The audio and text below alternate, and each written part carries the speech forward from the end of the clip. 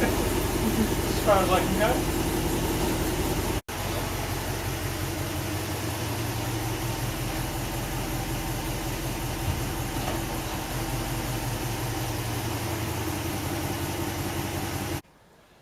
Time for an update, I think.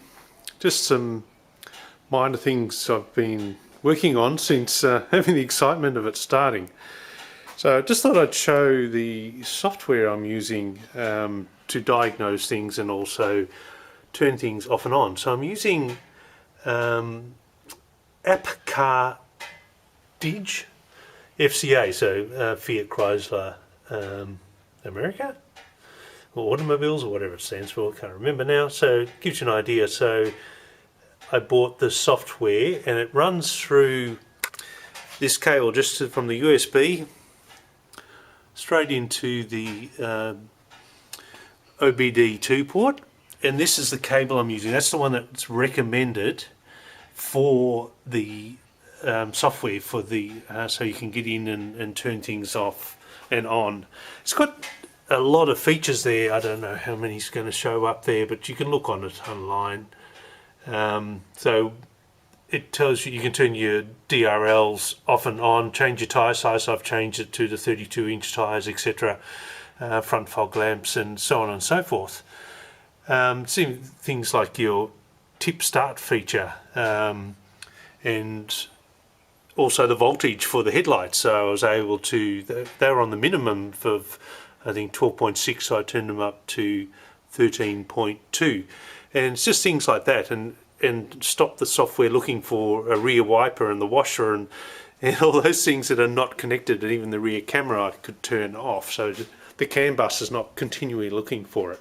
So this tip start feature is that you turn the key and you just let it go, and it matches the revs and keeps the starter motor turning until it fires. And so it was already enabled on this one anyway, so you can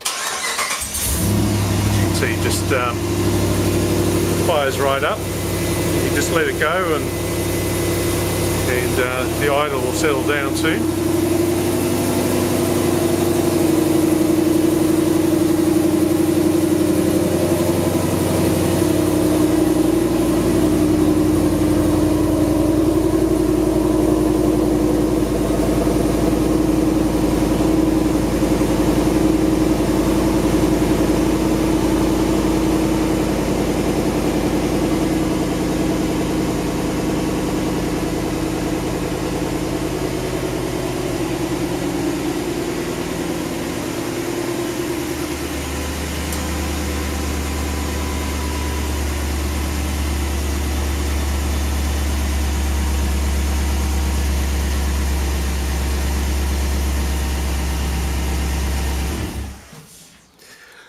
So it's still a bit cold because I've only just started it, obviously, but it does settle down to just over 700 RPM, and it's no engine codes or anything there. I've still got engine codes, well, not engine codes, body codes coming up. So if you just click on diagnostics, but like the amplifier is upset because it can't find the radio, and then you've got things. Then it's looking for all 6 speakers, so you know there's already 7 codes, and for some reason it's also repeated in the instrument cluster as well, the same codes, but there's no engine type ones. The occupant restraint, it's because and that's why only the airbag's left on, that's because I haven't plugged the seats in for that your occupant sensor. So as soon as I plug the seats in, the airbag light goes back off again, because you might remember from a long time ago I measured the resistance of the airbag, popped the resistors in there, and then the airbag lights doesn't come on anymore. Obviously I don't need, well, they'd be totally useless in a 1948 chassis. The crash impulse is completely different. So other little things, as you would have seen, I had the tray completely apart so I could work on the fuel filler, but also so I could coat it in the wax, the anchor wax. You have to change it recoat it about every 6 months, but it works better than the lanolin, I find. I use the lanolin in the short term. Another thing I've done is I've rounded the bottom of the stake pockets just to match the same 50mm profile. But you can see the rounded stake pockets. They weren't that simple because I wanted the same gap from here to there before the radius started, the same as at the top, so I actually had to cut a larger piece out, take an inch out here and then build a new piece below it just to make it all fit into place. So when you look at it, you've got even gaps top to bottom from where the bead finishes to the end and before the radius starts. So it ties in with the same 50mm radius on the corner here, and of course right across the top, and even the corner of the guards there also, or fenders, are also the same 50mm radius. Just one of those little points that, you know, detail that adds up in the end. The ends of this have also all been fully welded from one end to the other. Instead of the 3 pieces spot welded together, I've fully welded it, so when you get the temperature cycles, it won't be any movement between the layers and cause the paint to crack over time. So that ties all that in together, and also has the bonus that the tailgate's not sitting out as much anymore. It blends in just as how I originally planned it, which worked out well.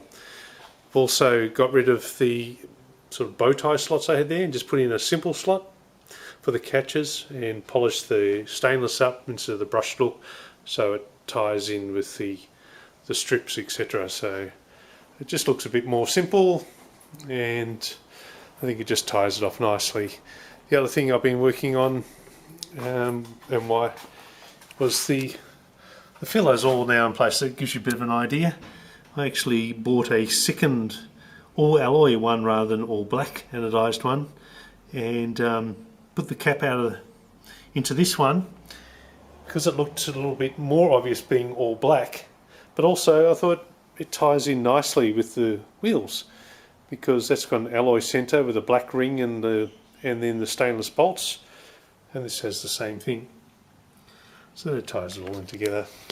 So the filler neck, this is from the original Grand Cherokee. These are small fillers to control the flow into the tank, and no point stepping up the size because the hole going into the tank is only that small. It starts off, interestingly enough, at 50mm, where you actually put the nozzle in, and then next down to 1 inch and goes from there. It all flows really well. I put another full jerry can in, and no burping or anything like that, so it all seems to work well.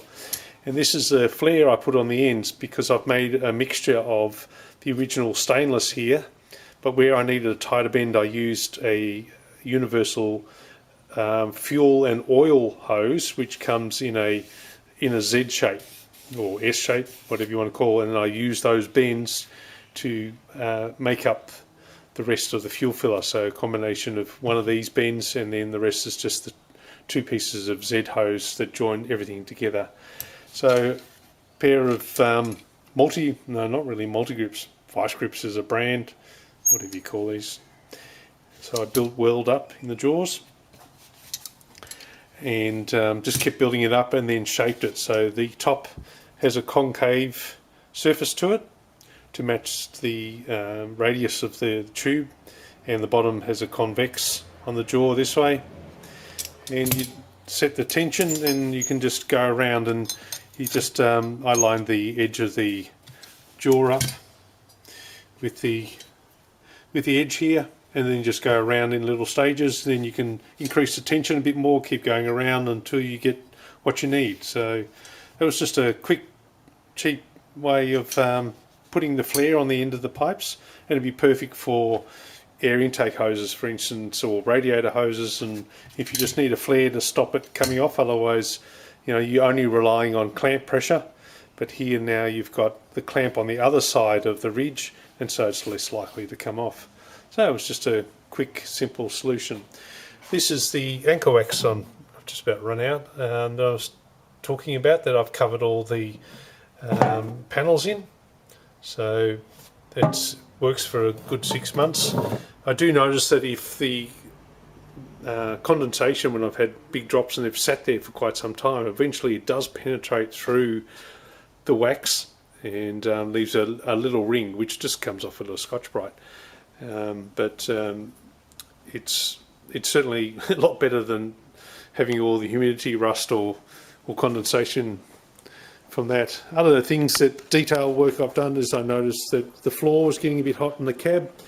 Not above the catalytic converter, funny enough, because I had already welded a shield above the catalytic converter to the exhaust pipe each side of it.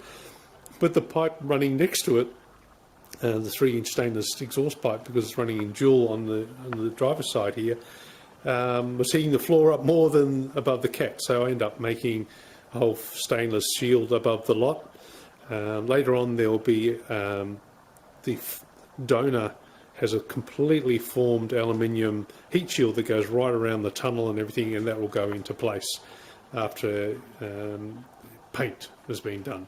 So I've also put one on the corner. There was where the exhaust pipe and then made a turn just before the spare tyre. It was a couple of inches away, but it was the closest point the exhaust got to anything else. So I used a roll bar that I found on the that someone had thrown out on the nature strip, so hoisted onto my shoulder and walked for 2 kilometres home and cut the one of the stainless bends, the outside of the bend that matched the radius of the exhaust pipe, and made it turned into a heat shield. So I'd rather have a lot of preventative sort of measures in place before this gets driven. So next big job will be going on with the headliner. You can see that the templates for the windows are out. I took those out yesterday, dropped them off to a glass place who are going to cut the rear window and the door windows out of toughened glass. Well, it'll be normal glass, and then we'll get they've got to etch a stamp, an approval stamp into it, and then it gets toughened in an oven. The front will be laminated glass.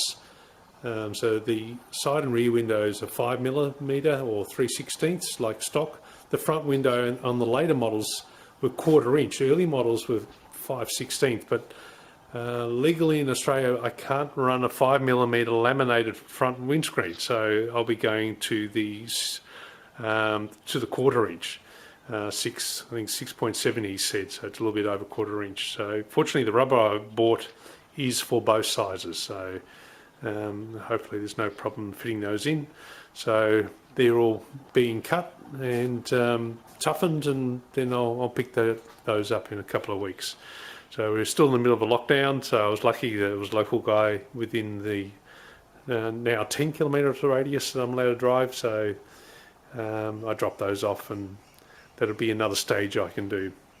So keep on keeping on, and catch up with you in the next update.